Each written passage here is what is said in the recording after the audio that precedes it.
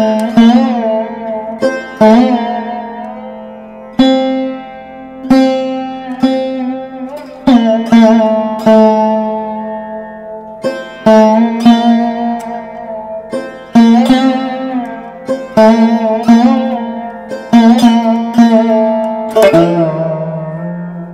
হচ্ছে বীরাসন।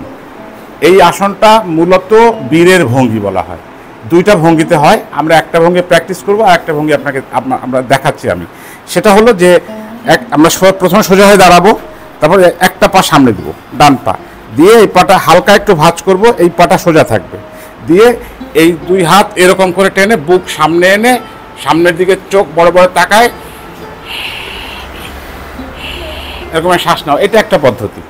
আর একটা পদ্ধতি আছে যেটা আমরা এখন প্র্যাকটিস করব। সেটা হলো ওই একইভাবে আমরা দাঁড়াবো, সোজা হয়ে দাঁড়ানোর পরে একটা পা সামনে দিব, এই পাটা আমরা একটুখানি ভাঁজ করব, কিন্তু এই পাটা সোজা থাকবে, পায়ের তালু গোড়ালি মাটিতে মেশানো থাকবে।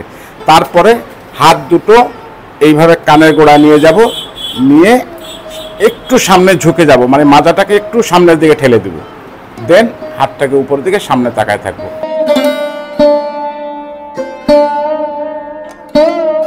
এভাবে কিছুক্ষণ আমরা অপেক্ষা করবো, এখানে যে যতক্ষণ পারি এটার।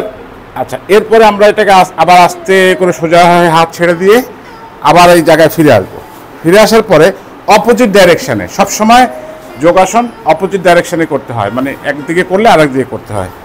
সো ঠিক একইভাবে আগে আমরা ডান পা সামনে দিয়ে করছিলাম, এবার বাঁ পা সামনে দিয়ে করবো। জাস্ট একটু সামনে দেবো এই এতটা, তারপর একটু সামনে ঝুঁকে যাব, ঝুঁকে যেয়ে হাত দুটোকে উঁচু করব, উঁচু করে মাজাটাকে একটু হালকা সামনে ঠেলে দেব, কিন্তু পায়ের গোড়ালি জায়গা মতো থাকবে, চোখ সামনে থাকবে, হাত কানের সাথে মেশানো থাকবে এবং উপরে টান টান অবস্থায় থাকবে, শ্বাস স্বাভাবিক অবস্থায় থাকবে।